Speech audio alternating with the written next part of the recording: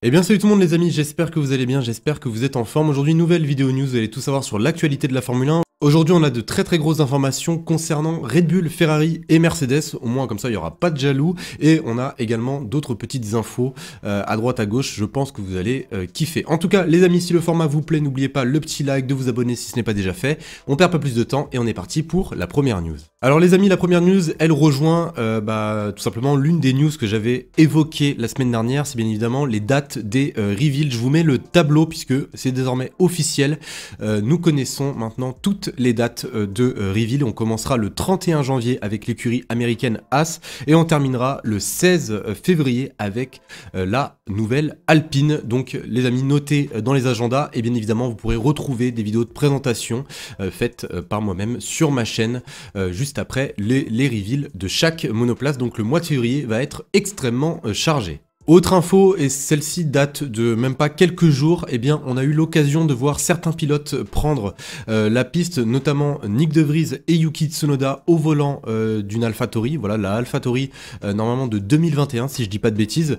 Ils ont pris la piste du côté d'Imola. On a également pu voir Carlos Sainz et Robert Schwartzman, le troisième pilote chez Ferrari, prendre la piste également du côté de Fiorano en Italie avec la SF21, la Ferrari de 2021. Donc voilà les amis, troisième news, et c'est vraiment une news, une très grosse news, puisqu'on va parler du petit conflit récemment qu'il y a eu entre le président de la FIA Mohamed Ben Sulayem et la F1, entre parenthèses, Liberty Media en général. Alors pour ceux qui ne le savent pas, eh bien un fonds souverain d'Arabie Saoudite a fait une offre de 20 milliards de dollars pour racheter la Formule 1. Mohamed Ben Sulayem évoque un prix excessif et il a également conseillé à tout acquéreur potentiel d'avoir du bon sens. Ces propos n'ont vraiment pas plu à la F1 et à Liberty Media en général. C'est des propos qui ont été tenus notamment sur Twitter. La F1 et Liberty Media ont décidé de lui répondre directement dans une lettre ouverte et qualifient les propos du président de la FIA inacceptables, et ils estiment que les propos tenus par le président de la FIA ont interféré avec les intérêts de la Formule 1. Je vais tout de suite vous lire le communiqué de la F1. La FIA s'est engagée sans équivoque à ne rien faire qui porte préjudice à la possession, à la question ou à l'exploitation de ses droits. Nous considérons que ces commentaires faits via le compte officiel du président de la FIA sur un réseau social interfèrent avec ses droits de manière inacceptable. Donc voici les amis le conflit entre le président de la FIA et la F1 en général. Vous me dites ce que vous en pensez. Personnellement je vais pas juger cette histoire pour l'instant, c'est beaucoup trop tôt.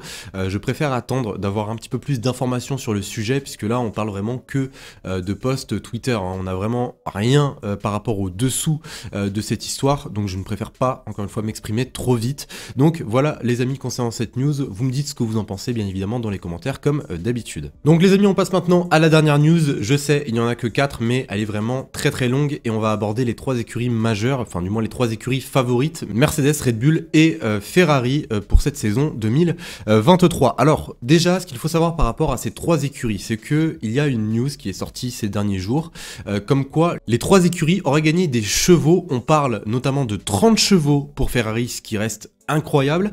On parle également de 16 à 17 chevaux pour Mercedes et on parle de 10 chevaux gagnés encore une fois pour Red Bull. Ça ne reste que des suppositions, on ne peut pas encore savoir officiellement combien de chevaux a gagné telle ou telle monoplace tant qu'on ne les a pas vus rouler en piste. Donc maintenant on va s'intéresser aux 3 écuries en elles-mêmes, puisqu'on a plusieurs informations concernant les 3 écuries. On va commencer par Ferrari, puisque pour Ferrari c'est une news qui reste assez logique, et en plus j'avais énormément abordé Ferrari dans ma dernière vidéo news. D'ailleurs je vous invite à aller la voir pour ceux qui veulent connaître les changements chez Ferrari. La prolongation de contrat de Charles Leclerc devrait être l'une des priorités pour Frédéric Vasseur en 2023. Le but de cette prolongation étant de garder une certaine stabilité dans l'équipe pour les années à venir, comme par exemple Max Verstappen chez Red Bull ou même Lando Norris chez McLaren. Donc voici concernant Ferrari, vous me dites ce que vous en pensez. On passe maintenant à Mercedes, puisque George Russell a voulu s'exprimer concernant cette Mercedes W14 de 2023. On lui a demandé à George Russell qu'est-ce qu'il en pensait de cette Mercedes.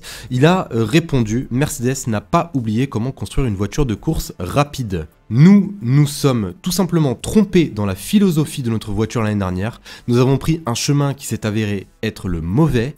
Parfois, il faut beaucoup de temps pour vous sortir de l'ornière. Maintenant, je pense que nous en sommes sortis et que nous construisons sur cette base. Nous sommes toujours un peu en retard sur Red Bull et Ferrari et nous avons encore du terrain à rattraper, mais nous allons certainement être dans une position beaucoup plus forte dès la première course. Donc voici les propos du pilote britannique, ça s'annonce plutôt bien, on va dire. Pour Mercedes, vous me dites encore une fois ce que vous en pensez et on termine par Red Bull. Malheureusement pour Red Bull, c'est un petit peu moins positif puisque c'est nul autre que Adrian Newey qui a voulu prendre la parole. Et il s'attend à une année plus dure pour Red Bull en 2023, notamment face à Ferrari et Mercedes. Je vais tout de suite vous citer ses propos. La diminution des tests en soufflerie signifie que nous pouvons évaluer moins de pièces différentes, moins d'idées différentes. Si nous sommes très malins et que nous mettons toujours les bonnes choses sur le modèle, alors évidemment, ça ne fait pas une grande différence. Ferrari ne va pas rester les bras croisés, ils vont pallier leurs faiblesses, ils ont eu quelques problèmes de fiabilité, ils ont commis quelques erreurs sur le muret des stands, ils vont rebondir. Et bien sûr, on a vu Mercedes commencer avec une voiture qui était nettement plus lente et a évolué au point de remporter l'avant-dernière course de la saison. On sait qu'ils seront au rendez-vous. Alors ça va être une année dure, assurément. Donc voici les propos d'Adrian Newey. C'est tout simplement l'un des cadres chez Red Bull. S'il n'y a pas Adrian Newey chez Red Bull, je ne pense pas que Red Bull serait à ce niveau-là aujourd'hui. Donc les amis, je vous pose maintenant la question, est-ce qu'on peut s'attendre à une bataille à 3 ? Honnêtement, pour moi, c'est une réelle possibilité, et même à l'arrière, je pense que ça va énormément changer, puisque si par exemple Ferrari gagne jusqu'à 30 chevaux, eh bien je pense que pour Alfa Romeo et Haas, c'est plutôt une bonne chose. On a également eu des rumeurs concernant Alpine, comme quoi ils avaient réussi à régler certains problèmes de fiabilité, mais malheureusement, ils n'avaient gagné aucun chevaux. Donc du côté de Enstone, ils commencent vraiment à se poser beaucoup de questions sur leur monoplace de 2023. Mais par rapport à Mercedes, Ferrari et Red Bull, dites-moi dans les commentaires les amis si vous pensez qu'il y aura une bataille à 3. Moi personnellement, si je devais vous donner mon avis, et je vous l'avais déjà donné, hein, je pense qu'il y aura bien évidemment une bataille à 3 écuries, mais peut-être pas dès le début de la saison, peut-être vers le milieu de la saison ou même la fin de saison. En tout cas, vous me dites ce que vous en pensez comme d'habitude dans les commentaires. J'adore vous lire, j'adore regarder vos analyses, donc n'hésitez pas. En tout cas, les amis, c'est déjà la fin de cette vidéo. Sur ce, je vous souhaite une excellente journée, une excellente soirée, passez une très bonne fin de semaine. On se retrouve très bientôt pour une nouvelle vidéo et je vous dis à la prochaine. Salut tout le monde.